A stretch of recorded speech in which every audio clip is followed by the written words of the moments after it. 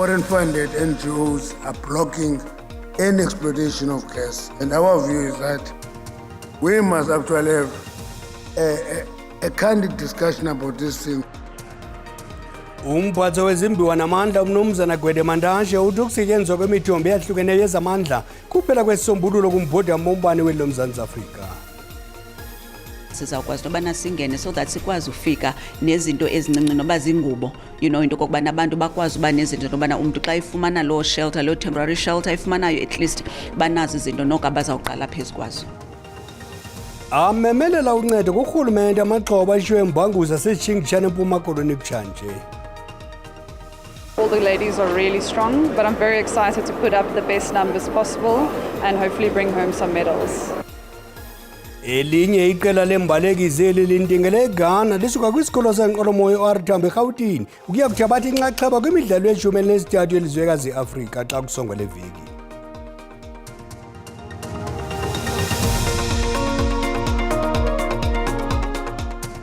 Tshoni lingenandaba sinivubisela ngeselo lamathwala amadala ngalehlwa amasi alwa ntubululu molweni ekhaya. Umphatho wezimbiwa namandla umnumzana Gwede Mandashe uthi isombululo kumbhodi wombane weli loMzantsi Afrika kukusetyenziswa kwemithombo eyahlukeneyo yezamandla. Kodwa ukwagxininise kwelokuba amalahla sengumthombo ongundoqo ekuzalisekiseni izidingo zombane kweli kwaye oku akuzukujika ngokukhawuleza. Umnumzana Mandashe besisithethe sembeko kwinkomfa yezamandla iAfrica Energy Iindaba eKapa. Isebe lezezimbiwa nezamandla lizigqibile laziqoshelisa izicwangciso zerhasi nezibizwa iGas Master Plan. Umphathiswa ukwathe kufunyenwe irhasi kwiphondo laseMpumalanga kunye nakunxweme olukumazantsi empuma. Kukho izibophelelo ke zokusebenzisa ezi zixhobo kwaye sele ziqhuba ingxoxo namanye amazwe elizwekazi laseAfrika.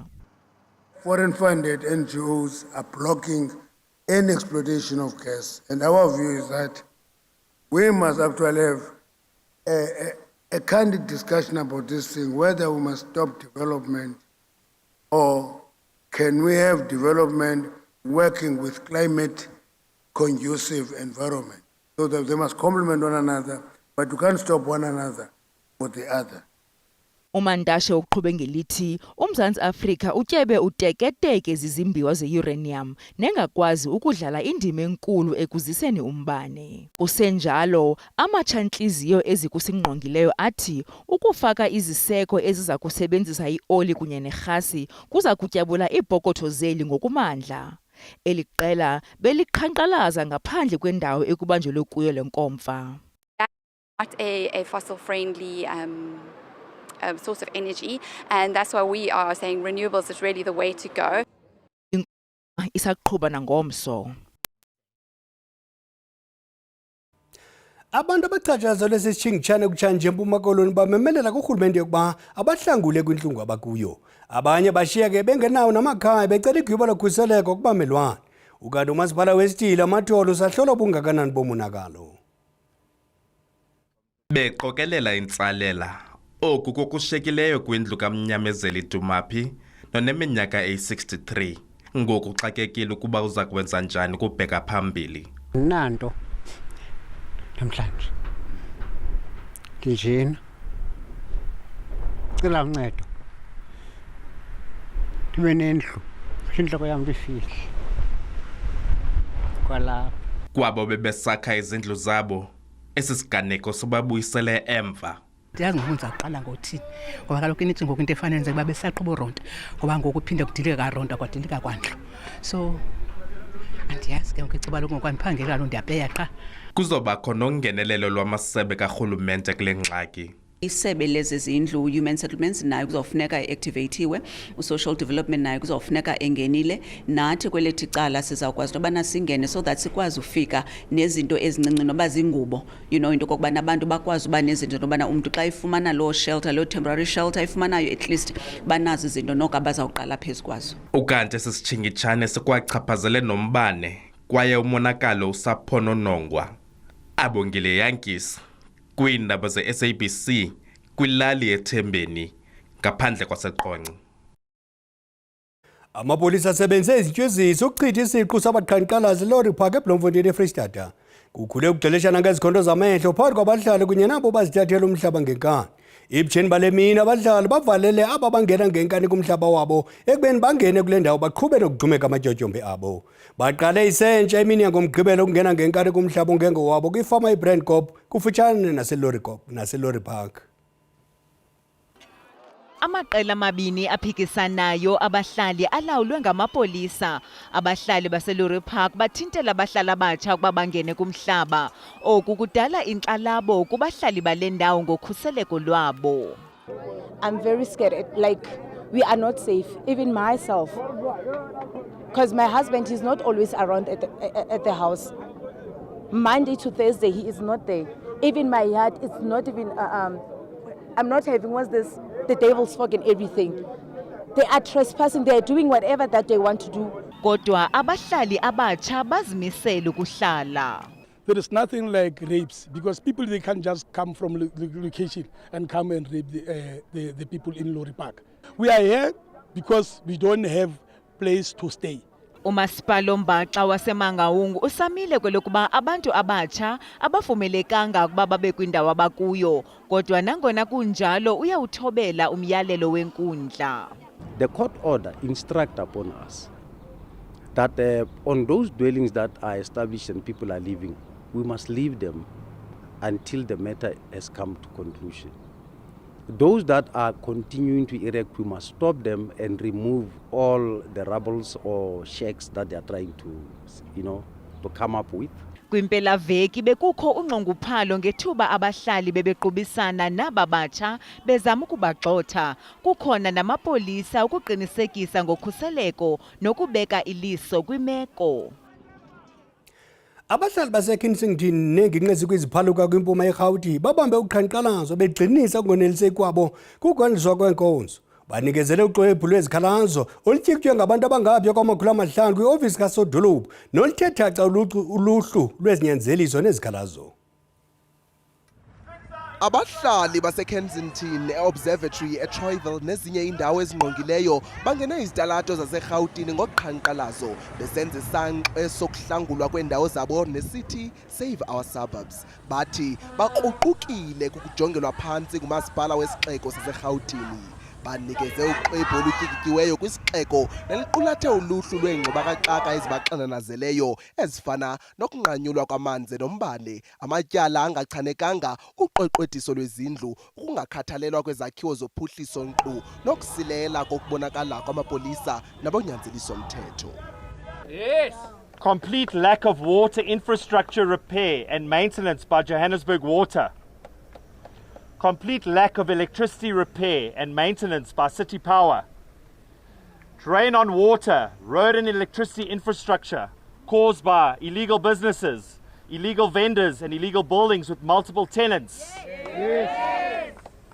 Kananjalo uluntu luthi ngamaxesha athile ziqenqelekile iintsuku eziliqela bengenamanzi nambane kwaphela. Our substation of Observatory burnt and we were without power for 2 straight weeks, and this is just an ongoing problem.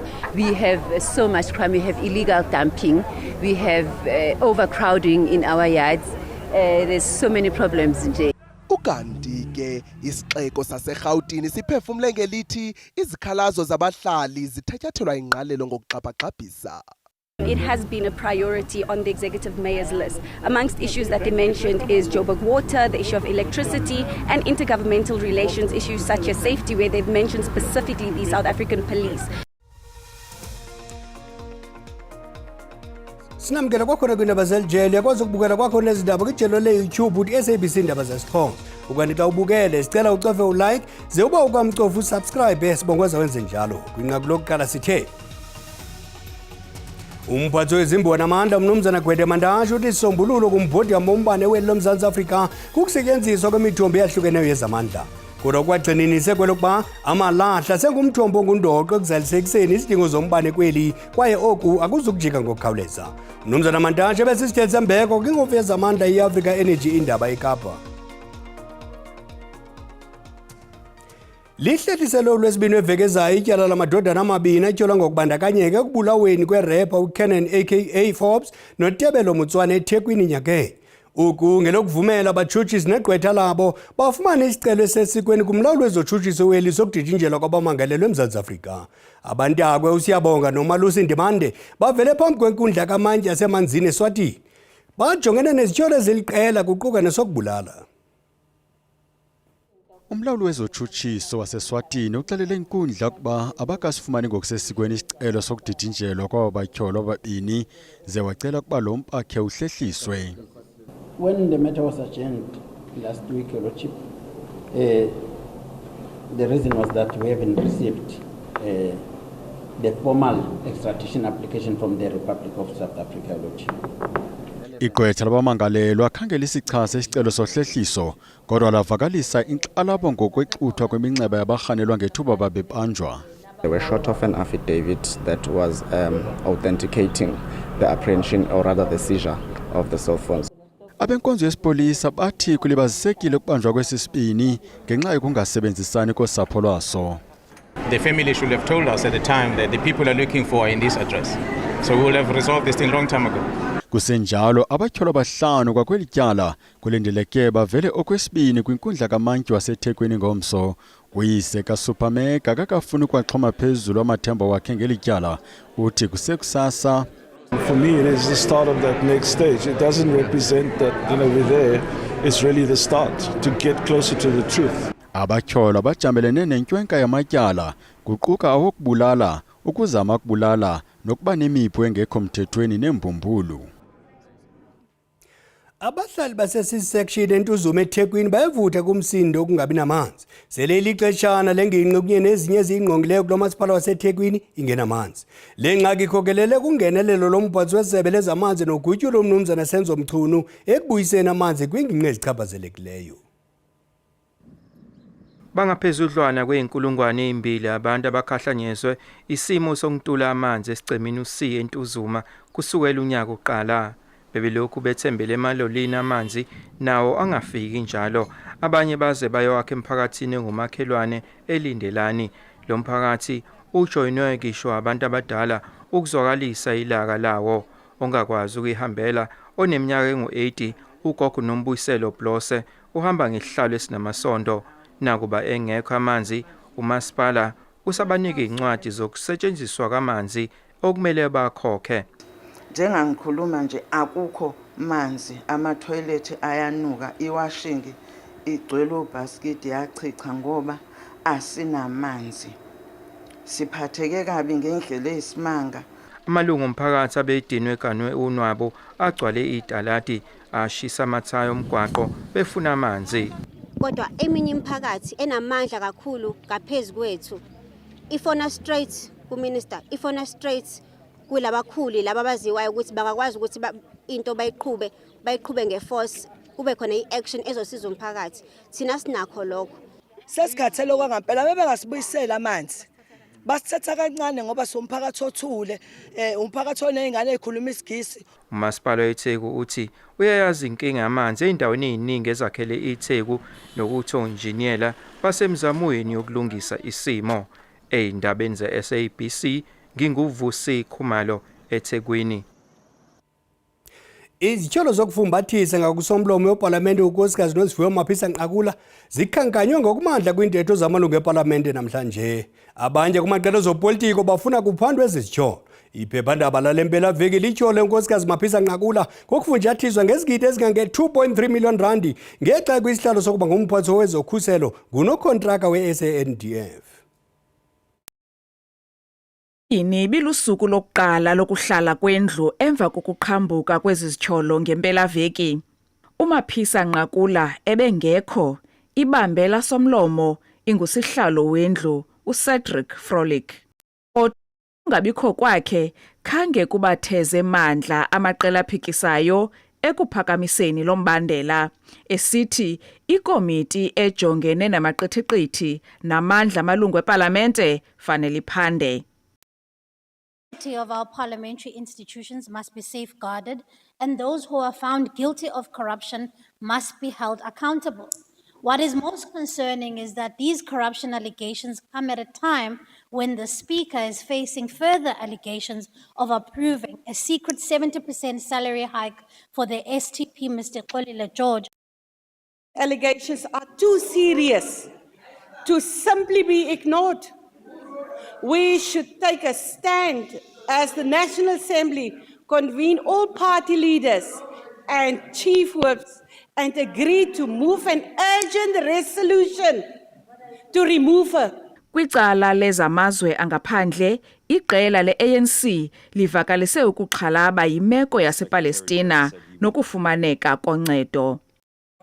Catastrophic situation is before the eyes of the world, and it is imperative as South Africa that we speak out against what is unfolding and the great harm that is underway. Tinglula Mamatya weendaba ze-SABC eParlamente eKapa.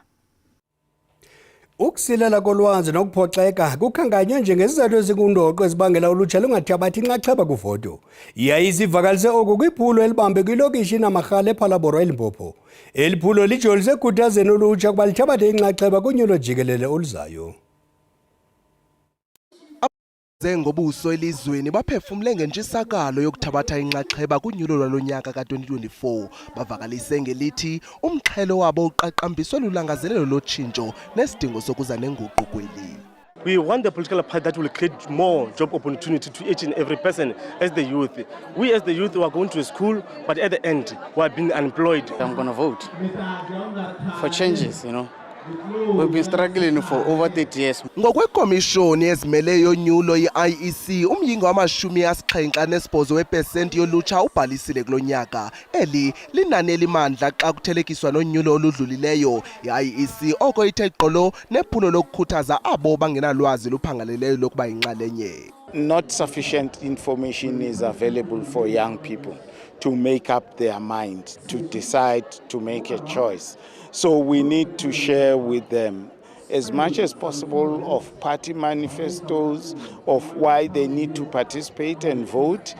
Lo gama isebe lemfundo ephakamileyo lithi liseke futhi lazisa inkqubo entsha yokufunda nokufundisa kumaziko emfundo enomsila ukuxhobisa ulutsha ngemiba ephathelene noluntu kweli ukuze baxhamle ulwazi lokuthabatha uxanduva kwinkqubela yelizwe.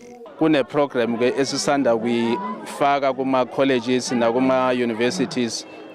Kodwa ke sizoqala kakhulu kuma community colleges lapho esibafundisa khona ngokubaluleka kwe-civic education ukuthi kubaluleke ngani njengezakhamizi zalelizwe ukuthi sivotela amalungelo ethu. Ukanti ke unyulo lwajikelele luza kubanjwa ngomhla wama-29 kwekaCanzibe ngoMeyi ukutsho kulonyaka. Kwezemidlalo, elinye iqela lembalekisi elilintikele eGhana lisuka kwisikolo senqwelomoya e-OR Tambo eGauteng ukuya kuthabatha inxaxheba kwimidlalo yeshumi elinesithathu yelizwekazi Afrika xa kusongwa le veki. Izimbaleki zakusebenza le midlalo ukuzibonakalisa nokuzibekela indawo kwimidlalo ye-Olimpiki eza kubanjelwa eFrance ngoJulayi. Lityeli lesibhozo iqela lembaleki loMzantsi Afrika lithabatha inxaxheba kwimidlalo yelizwekazi Afrika. Eli qela ingxube vange yompondo zihlanjiwe nolutsha. Kotso Mokoena started off with the African Games. You know, when you listen to his story, this is where he started at these games, and you know he went on to become a big name in South Africa and in the world for being an Olympian. Zingamakhulu amabini anesibhozo 208 imbaleki eziphuma kwimidlalo eyahlukeneyo elishumi elinesixhenxe eza kumela uMzantsi Afrika. Okokuqala kwimidlalo yelizwekazi i-Afrika kuza kufakwa ukhuphiswano lwezigalo i-arm wrestling olwasemzini kunye neqakamba. Kulindeleke ukuba iqela leendadi lasekhaya lizityele itheko kule midlalo. You have big countries like Algeria and Egypt there, which are very big in the swimming competition. Being able to get that recognition from the team as well, everyone gets to see who you are and your performance level. So I think everyone wants that, and I'm very, very honored and fortunate to have been selected for this team. Ulerin Jeffries uza kube phakamisa intsimbi kwaye uza kube ezibula kukhuphisana kule midlalo. I'm very excited for the competition. I expect the competition to be tough. All the ladies are really strong, but I'm very excited to put up the best numbers possible and hopefully bring home some medals. imbaleki nabanyova ibhayisikili baza kuzama ukuzibekela indawo kwimidlalo ye-Olimpiki ngeyesilimela uJune ngolwamarhanuka eFrance. Umbeko mnje ucima umlilo sinasityedelana mawethu ukholosa uyalandela nemozulu komso zingesizulu khona ndini.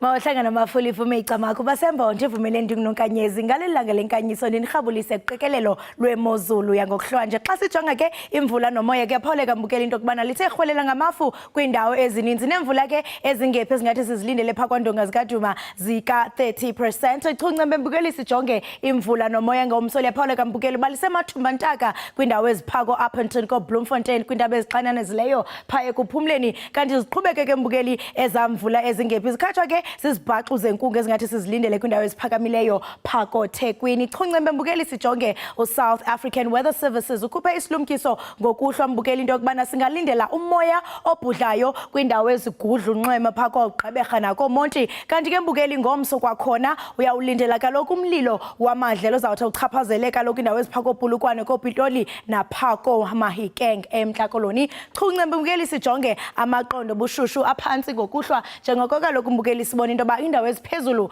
phako Musina nguye u24 degrees Phalaborwa 22 degrees kanti ke phaa Richards Bay nakhona babambeni ngamanqaku ngamashumi-22 kanti ke mbukeli xa sijonga phako Sinuka kosojenisi singene kaloku phakathi emampondweni komthatha naphako Kakadu nguye u18 degrees kanti phako Mtsomo emantanjeni kuye u14 degrees eKomani babambeni ngamanqaku ngaye u11 degrees kanti ke phaa emangalisweni 15 degrees. Chuncembe mbukeli sijonga amaqondo bushushu ngomso kuyapholeka mbukeli into yokubana kufuthumele ke kwiindawo ezininzi likhupha umkhophetyeni phako Musina ngo42 degrees kanti ke mbukeli lifuthumele kwakhona Richards Bay ngaye u29 lifuthumele kwakhona kaloku phaa kwaBhaca ngaye u27 degrees phaa ekuphumleni nguye u31 degrees. Ndisatsho ndithi mazixhume inqawe emaxhekweni Chosi.